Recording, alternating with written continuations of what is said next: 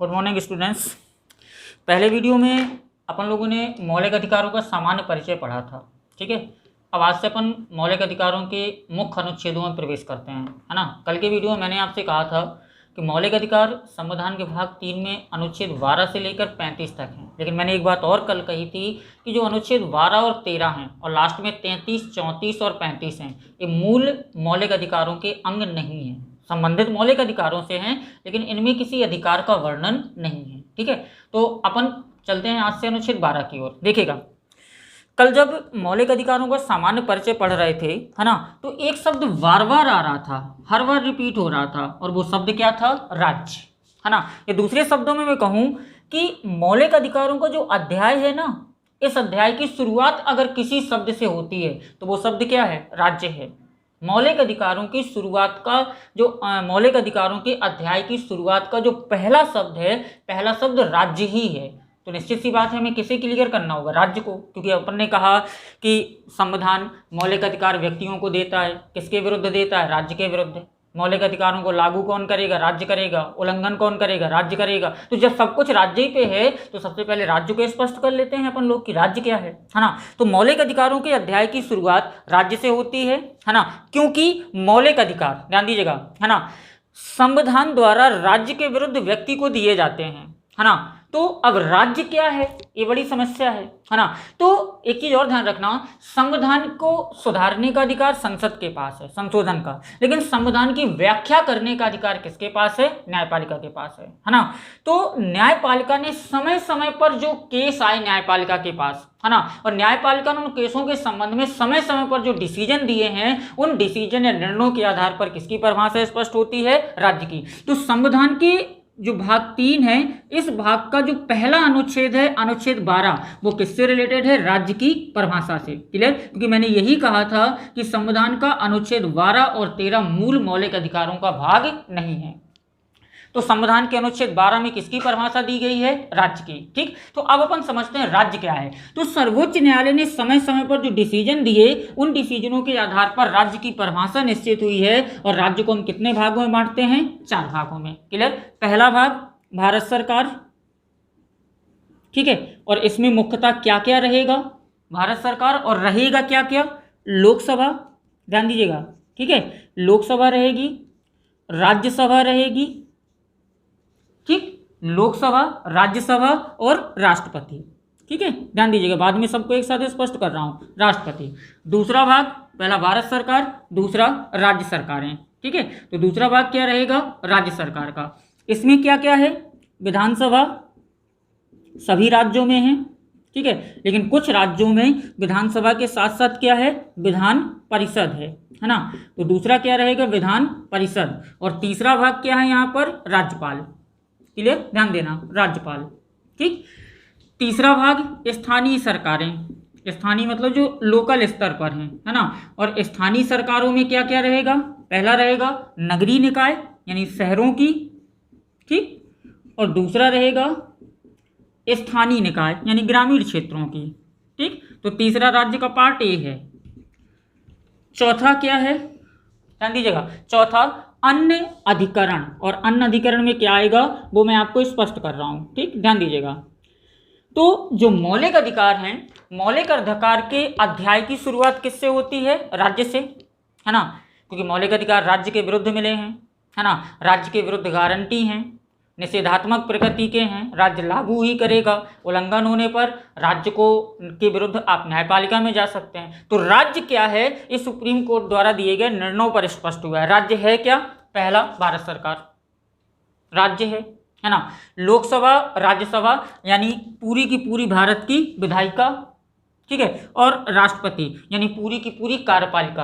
राष्ट्रपति का मतलब राष्ट्रपति बस नहीं, क्योंकि भारत में सेंट्रल गवर्नमेंट के अधीन काम करने वाला हर एक पदाधिकारी, है ना, किसके अंडर काम करता है? राष्ट्रपति के। तो राष्ट्रपति का मतलब सिंगल राष्ट्रपति नहीं है यहाँ पर। राष्ट्रपति का मतलब है पूरी की पूरी कार्यपालिका, राष्ट्रपति, प्रधानमंत्री, निर्वाचन आयोग, कैग, है ना, जितने भी महाधिवक्ता, जितने प्रशासनिक पदाधिकारी हैं, वो सारे के सारे किसके अंतर्गत आ जाएंगे? राष्ट्रपति के। और राष्ट्रपति किसके अंदर है? राज्य के।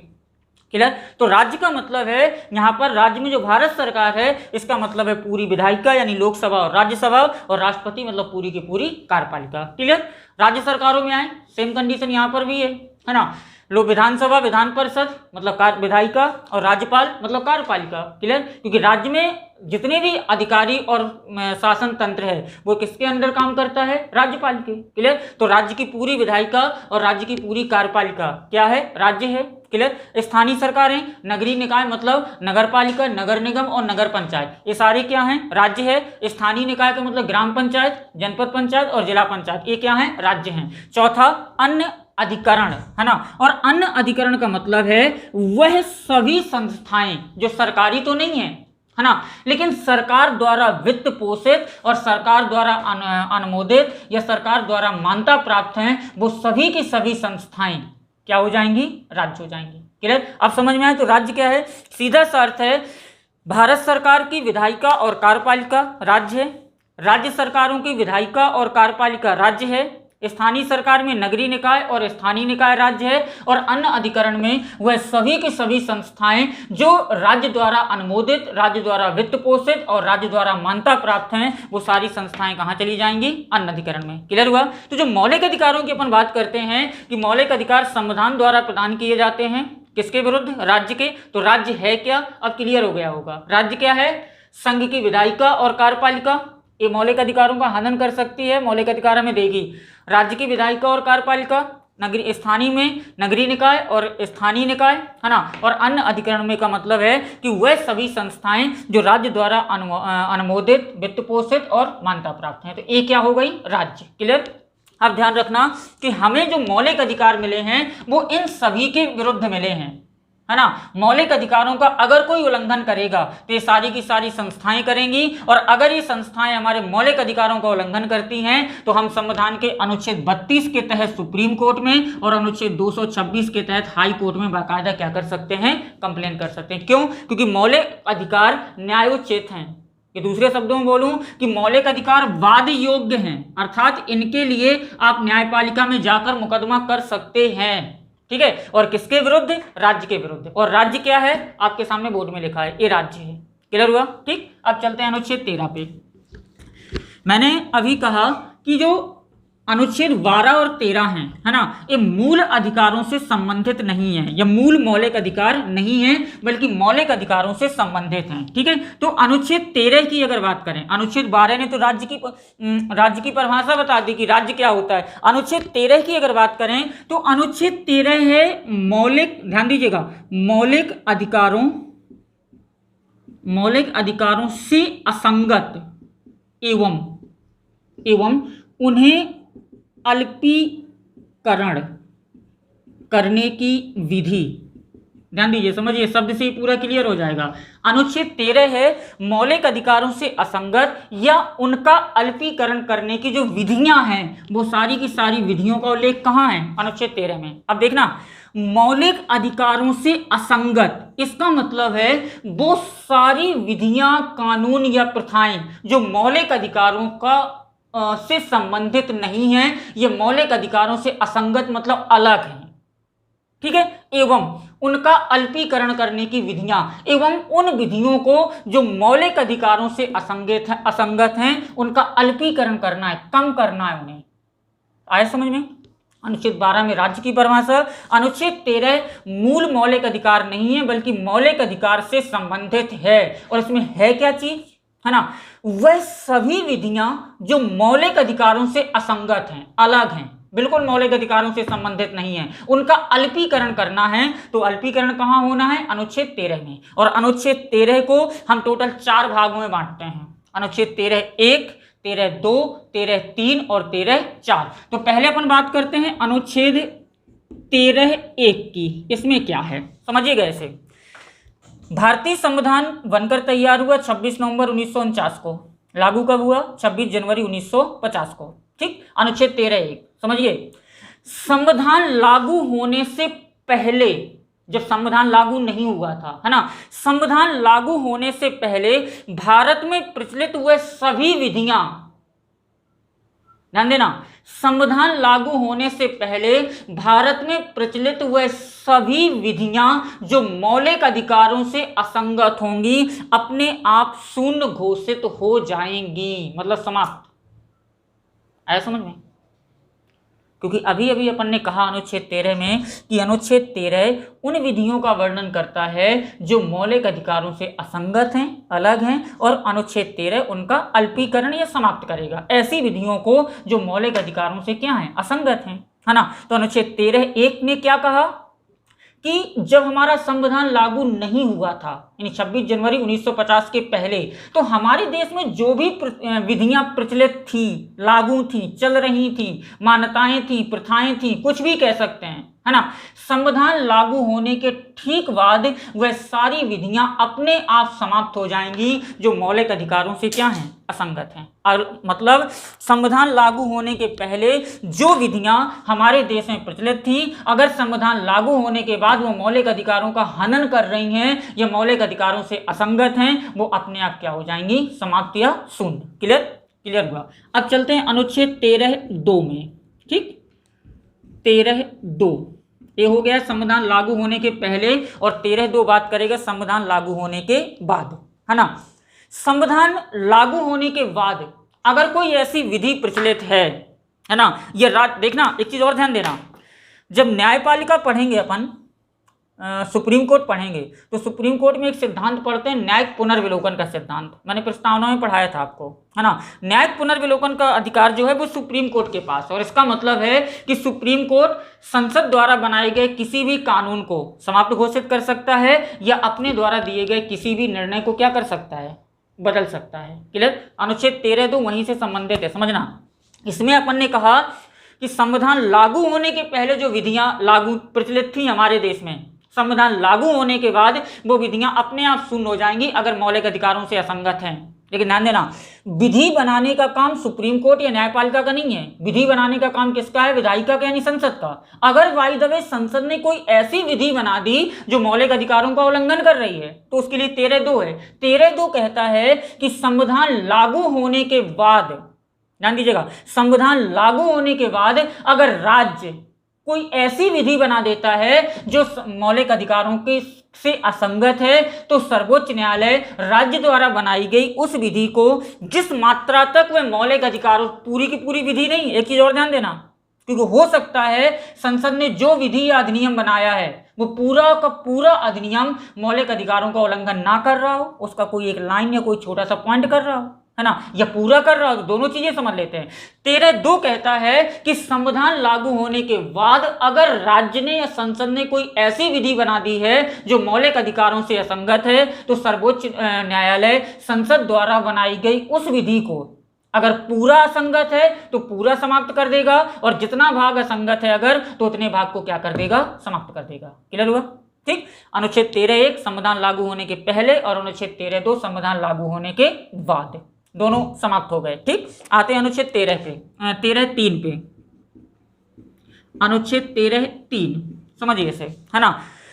देखना, इसमें भी विधि शब्द का प्रयोग हुआ, इसमें भी विधि शब्द का प्रयोग हुआ, है ना। इसमें कह रहे हैं कि संविधान लागू होने के पहले जो विधि थी वो समाप्त हो जाएगी, और इसमें कह रहे हैं संविधान लागू होने के बाद जो विधि है अगर वो मौलिक अधिकारों का उल्लंघन कर रही है तो वो समाप्त हो जाएगी। तो 13(3) में किसे स्पष्ट करना? विधि को, कि विधि है क्या, है ना। तो 13(3) कहता है, विधि शब्द के अर्थ को स्पष्ट करता है, और 13(3) कहता है कि भारत के राष्ट्रपति द्वारा जारी किया गया अध्यादेश, भारत सरकार द्वारा निकाले गए आदेश, कोई भी विधि, कोई भी उपविधि, कोई नियम, कोई विनियम, कोई अधिसूचना, इस सारी की, हाँ, इसके अलावा और साथ ही देश में प्रचलित ऐसी प्राचीन रूढ़ियां और प्रथाएं जो वर्तमान में देश में कानून का रूप ले चुकी हैं, वो सारी की सारी विधि क्या कहलाएंगी? विधियां कहलाएंगी। तो अनुच्छेद 13(3) कहता है, देखना, इसमें कहा कि संविधान लागू होने के पहले जो विधियां थी अगर वो मौलिक अधिकारों का उल्लंघन करती हैं तो समाप्त हो जाएंगी। इसमें कहा कि संविधान लागू होने के बाद अगर राज्य कोई ऐसी विधि बनाता है जो मौलिक अधिकारों से अलग है, असंगत है, तो न्यायपालिका उसे समाप्त कर देगी। 13(3) में अब ये तो बताना पड़ेगा ना भैया कि विधि क्या है। तो 13(3) कहता है कि भारत सरकार के राष्ट्रपति द्वारा जारी किया गया कोई भी अध्यादेश क्या होगा? विधि होगा।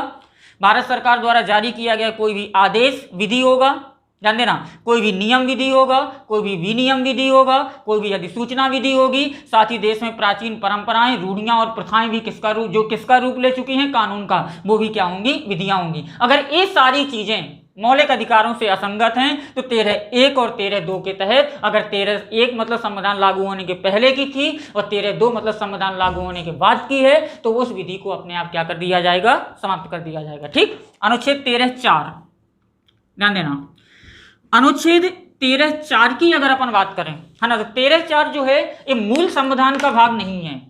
बाद में संसद द्वारा संविधान में संशोधन किया गया और संविधान में संशोधन करके इस अनुच्छेद को शामिल किया गया, है ना। भारतीय संसद द्वारा संविधान में 24वें नंबर का संशोधन किया गया 1971 में। ध्यान देना, भारतीय संसद द्वारा संविधान में 24वें नंबर का संशोधन किया गया 1971 में, और 1971 में संविधान के 24वें संविधान संशोधन अधिनियम द्वारा संविधान के अनुच्छेद 13 में क्या जोड़ा गया, 13(4) को।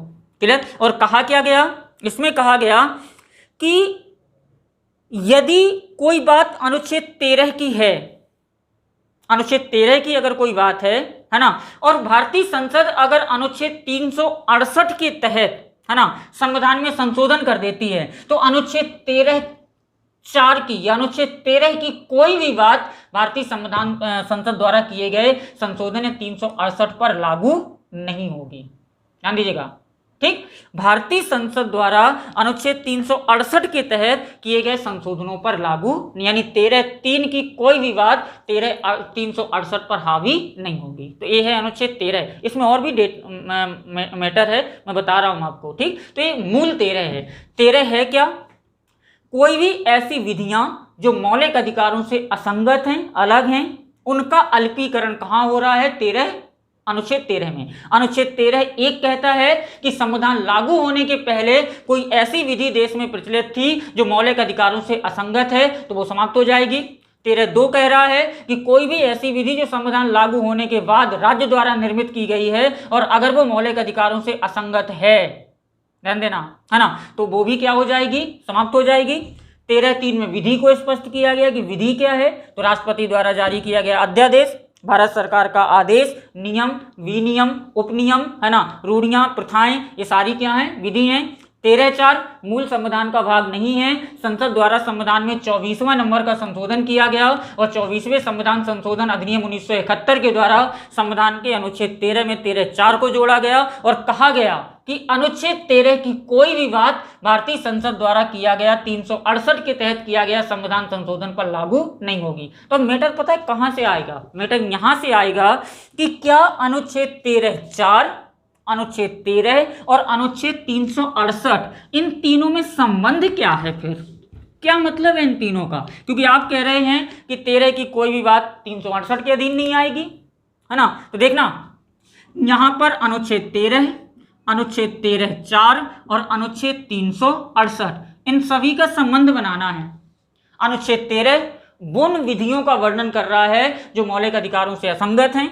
अनुच्छेद 13(4) कह रहा है कि हम 13 की कोई भी बात इसके अंदर नहीं आएगी, और अनुच्छेद 368 किससे रिलेटेड है, भारतीय संविधान में संसद द्वारा किए जाने वाले संशोधनों से। तो इसमें भी सुप्रीम कोर्ट द्वारा इस मैटर को स्पष्ट किया गया, क्योंकि मैंने बार बार कह रहा हूं कि संविधान की व्याख्या करने का अधिकार सिर्फ और सिर्फ किसके पास है, न्यायपालिका के पास, है ना। तो इन तीनों के रिलेशनों को किसके द्वारा स्पष्ट किया गया, सुप्रीम कोर्ट के द्वारा। ठीक है। और सुप्रीम कोर्ट के द्वारा जो स्पष्ट किया गया उसमें पहला केस आया है सुप्रीम कोर्ट में, है ना, और उस केस का नाम था शंकरी प्रसाद बनाम भारत संघ। जो पहला केस था उसका नाम था शंकरी प्रसाद बनाम भारत संघ। और ये जो केस आया है, ध्यान देना, ये केस आया है 1951 ईस्वी में। ठीक। 1951 ईस्वी में सुप्रीम कोर्ट में एक केस पहुंचा जिस केस का नाम था शंकरी प्रसाद बनाम भारत संघ, यानी भारत संघ पर केस हुआ था। इस केस में अब देखना सुप्रीम कोर्ट कैसे न्यायिक पुनर्विलोकन का उपयोग करेगा, कभी कुछ कहेगा फिर न्यायिक पुनर्विलोकन का उपयोग करके उसे बदल देगा। देखना, शंकरी प्रसाद केस में सुप्रीम कोर्ट कहता है कि अनुच्छेद 368 के अधीन संसद द्वारा जो संशोधन होता है, ध्यान से समझिएगा, शंकरी प्रसाद केस में सुप्रीम कोर्ट कहता है कि अनुच्छेद 368 के अधीन, है ना, जो संसद द्वारा संविधान में संशोधन होता है वह अनुच्छेद 13(2) में प्रयुक्त विधि शब्द की परिभाषा में शामिल नहीं है। इसका मतलब समझे आप, यानी संसद जो 368 के तहत संशोधन करके कोई भी कानून बनाती है वो 13(2) में शामिल नहीं होगा। अर्थात इसका मतलब क्या निकला, ये समझ लीजिए, है ना। अर्थात मतलब ये हुआ कि जैसे हम 13(2) में कह रहे हैं कि अगर संविधान लागू होने के बाद राज्य कोई ऐसी विधि बनाता है जो मौलिक अधिकारों का उल्लंघन करता है ना, तो अनुच्छेद 13(2) के तहत वो विधि क्या हो जाएगी, समाप्त हो जाएगी। यही कह रहे हैं ना 13(2) में। बहुत अच्छे से समझना मैटर को आज। अनुच्छेद 13(2) कह रहा है कि संविधान लागू, फिर से रिपीट कर रहा हूं, 13(1) से ले रहा हूं। 13(1) कह रहा है कि संविधान लागू होने के पहले देश में जो विधियां प्रचलित थी, अगर वो मौलिक अधिकारों का उल्लंघन कर रही हैं तो वो अपने आप क्या हो जाएंगी, समाप्त हो जाएंगी। 13(2) कह रहा है कि संविधान लागू होने के बाद अगर राज्य कोई ऐसी विधि या कानून बनाता है जो संविधान का उल्लंघन कर रहा है तो न्यायपालिका उस संसद द्वारा बनाए गए कानून को या संविधान संशोधन को क्या कर देगी, समाप्त कर देगी। लेकिन अब देखना यहां पर संकरी प्रसाद में न्यायपालिका क्या कह रहा है। न्यायपालिका कह रहा है कि संसद द्वारा 368 के तहत संविधान में जो भी संशोधन किया जाएगा वो 13(2) में नहीं आएगा। मतलब क्या हुआ यार, फिर एक तरफ तुम कह रहे हो कि हम कोई ऐसी विधि बनाएं अगर जो मौलिक अधिकारों का उल्लंघन कर रही है तो न्यायपालिका समाप्त कर देगी, लेकिन न्यायपालिका खुद कह रही है 1951 में कि 368 के तहत संसद ने जो संशोधन किया है वो 13(2) के अंतर्गत नहीं आएगा, चाहे वो मौलिक अधिकारों का उल्लंघन कर रहा हो चाहे ना कर रहा हो। क्लियर। दूसरा केस है गोकलनाथ का।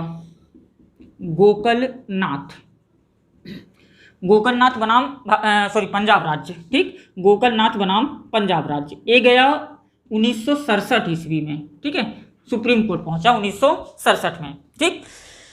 इसमें जो न्यायालय है वो बदल गया। बदला कैसे, न्यायिक पुनर्विलोकन के तहत, है ना। और वो बदल कर क्या कहता है कि अनुच्छेद 13(2) में जितनी भी विधियां हैं वो सारी की सारी विधियां 368 के अंतर्गत आएंगी। जस्ट चेंज, है ना।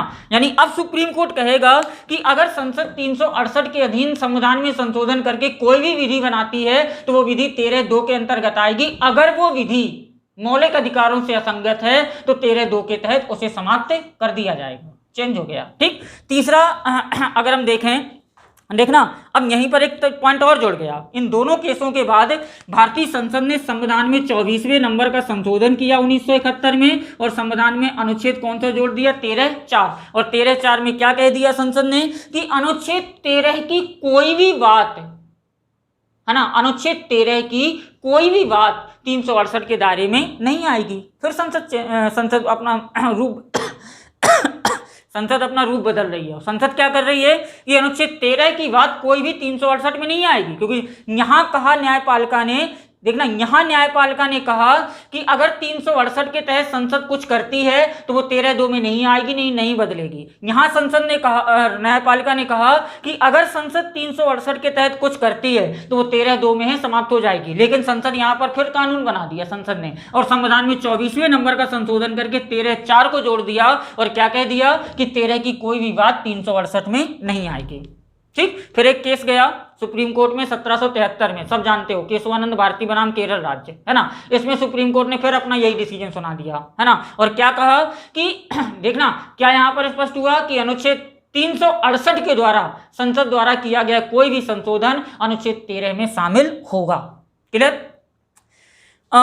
भारतीय संसद द्वारा संविधान में 42वें नंबर का संशोधन करके अनुच्छेद 368 में, है ना, 2 भाग और जोड़े गए, 368(4) और 368(5), ये 2 भाग जोड़े गए। और इन दोनों भागों को जोड़कर संसद बिल्कुल अलग हो रही है, न्यायपालिका को बिल्कुल अलग फेंक रही है कि तुम कुछ नहीं कर सकते हमारे मामले में, क्योंकि इंदिरा गांधी का समय है और इंदिरा गांधी तानाशाही थी हमारे देश की, है ना। तो 42वें नंबर का संशोधन हुआ 1976 में, और इस संशोधन के द्वारा अनुच्छेद 368 में 368(4) और 368(5) जोड़े गए। और यहां पर रखा क्या गया कि अगर संसद 368(4) और 5 के अंतर्गत कुछ भी करती है तो संसद द्वारा किए गए उस कार्य को न्यायपालिका में नहीं उठाया जा सकता है, न्यायपालिका हस्तक्षेप नहीं कर सकती, ठीक है।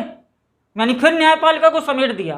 फिर एक केस गया 1980 में न्यायपालिका में, जिसका नाम था मिनर्वा मिल्स बनाम भारत संघ। इसमें सुप्रीम कोर्ट ने न्यायिक पुनर्विलोकन का उपयोग किया और न्यायिक पुनर्विलोकन का उपयोग करके बाकायदा स्पष्ट व्याख्या कर दी कि अगर 368 के तहत संसद कोई भी ऐसी विधि बनाती है जो मौलिक अधिकारों से असंगत है, अलग है, तो भारतीय संसद न्यायपालिका संसद द्वारा बनाई गई उस विधि को अल्पीकृत या समाप्त करने का अधिकार रखती है। यह है न्यायिक पुनर्विलोकन। क्लियर? तो ये थे आपके मूल दो अनुच्छेद, है ना, अनुच्छेद 12 और अनुच्छेद 13। क्लियर हुआ? अनुच्छेद 12 में राज्य की परिभाषा है और अनुच्छेद 13 में उन विधियों का वर्णन है जो मौलिक अधिकारों से क्या हैं, असंगत हैं और उन्हें अल्पीकृत करने की विधियां हैं। क्लियर?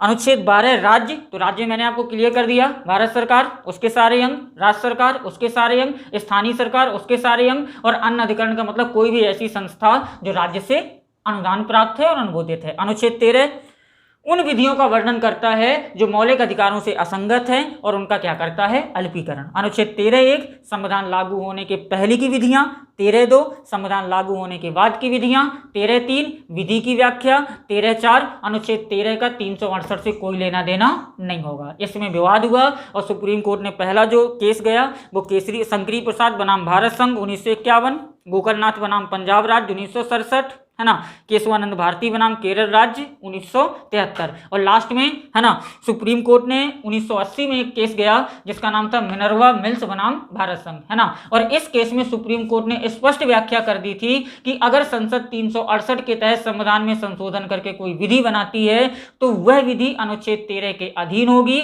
और अगर वह विधि अनुच्छेद मौलिक अधिकारों से असंगत है, अलग है, तो अनुच्छेद 13 के द्वारा उसे क्या कर दिया जाएगा, अल्पीकृत या समाप्त। क्लियर? ये था अनुच्छेद 12 और 13। Thank you.